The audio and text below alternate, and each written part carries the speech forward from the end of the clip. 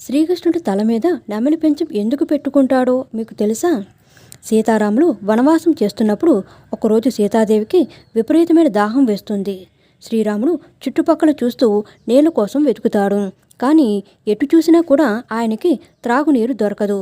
అలా చాలాసేపు అడవిలో వెతుకుతూ అలసిపోతాడు. ఏం చేయాలో తెలియక రాముడు ధ్యానానికి కూర్చొని ఇలా జపం చేస్తాడు. ఓ అడవి దేవుళ్ళారా, దగ్గరలో ఎక్కడ నీళ్లు ఉన్నాయో అక్కడికి నాకు దారి చూపించండి అని వేడుకుంటాడు. అప్పుడు ఒక నెమలి అక్కడికి వచ్చి రాముడితో, నా వెనక రండి, ఈ పక్కనే ఒక పెద్ద జలాశయం ఉంది, నేను మీకు మార్గం చూపిస్తాను. ఈ మార్గం చాలా కష్టంగా ఉంటుంది. ఒక్కసారి కన్ను మూసినా కూడా నేను ఎటువైపు వెళ్తున్నానో మీకు కనుక్కోలేరు. అందుకే నేను ప్రతి 10 అడుగులకి ఒకసారి నా నెమలి ఈకను కిందికి వదులుతాను. మీరు దాన్ని చూస్తూ నా వెనకాలే రండి అని చెబుతుంది. రాముడు సరే అని నమస్కరించి నెమలి వెనకాల నడుచుకుంటూ వెళతాడు. నెమలి తన ఈకలను మామూలుగా ఎవరి కోసం వదలదు. అలా నెమలి తన ఈకలను వదిలింది అంటే అది త్వరలోనే చనిపోబోతుందని అర్థం. అలా దట్టమైన అడవి మార్గంలో ఆ నెమలి తన ఈకలను వదులుతూ వెళ్తుంటే రాముడు అదే దారిలో దాని వెనకాలే నడుచుకుంటూ వెళతాడు.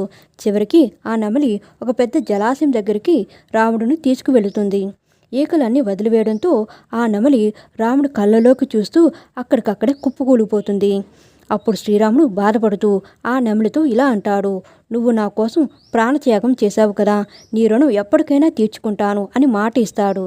శ్రీరాముడు తన అవతారం చాలించి శ్రీకృష్ణుడిలాగా జన్మించినప్పుడు చిన్న పిల్లాడిలాగా ఉన్నప్పుడు ఒక నెమలి ఈక కింద పడిపోవడం చూసి దానిని తల మీద పెట్టుకుంటాడు. అలా శ్రీరాముడికి ఇచ్చిన మాటను శ్రీకృష్ణుడిగా తీర్చుకుంటాడు. ఒకరికి సహాయం చేసినందుకే మన రాముడు ఇంకో జన్మ వరకు గుర్తుపెట్టుకుని సహాయం చేసిన వారిని మర్చిపోకుండా తన తల మీద నెమలి ఈకను పెట్టుకున్నాడు. ఫ్రెండ్స్, మా వీడియోస్ కనుక మీకు నచ్చినట్లయితే లైక్ చేయండి, షేర్ చేయండి, సబ్స్క్రైబ్ చేయండి. మరిన్ని మంచి వీడియోస్ కోసం నోటిఫికేషన్ ఆన్లో పెట్టుకోవడం మర్చిపోకండి. Please support us. Thank you so much.